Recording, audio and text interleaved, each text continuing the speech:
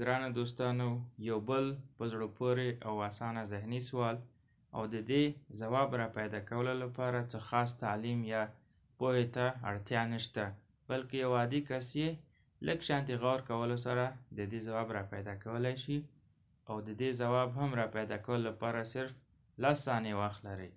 که د دې څخه زیات وخت تاسې ونیسي ځواب را پیدا کولو لپاره، نو دې مطلب دا ده چې تاسې ډېر ښه سوچ او فکر نه لرئ. نو کوشش وکړئ چې په لږ مهال کې لږ وخت کې د دې سوال ته ځواب را پیدا کړئ. نو سوال ګورو. ښه دوستانو، په دې کې یوه دروازه ده او ترکاڼ چې کله دغه دروازه جوړوله، نو هغه څخه یوه ډېره غټه غلطي وشوه. نو تاسې 10 ثانیې وخت لرئ چې د دې دروازې کې هغه شوې غلطي را پیدا کړئ. نو تاسې وخت شروع کیږي.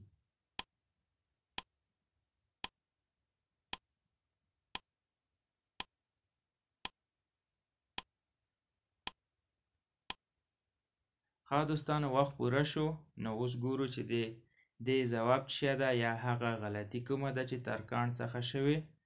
نو دوستانو، د دې دروازې کې دغه لاستي چې ده دی ترکاڼ په غلط ځای کې لګولی. کومې خوا څخه چې دروازه خلاصیږي هلته نه، بلکې د بلې خواته یې دغه لاستی لګولی. نو تاسې وګورئ، دغه ما ترنه سرکل تاو کړی، دایره مې ترنه تاو کړې.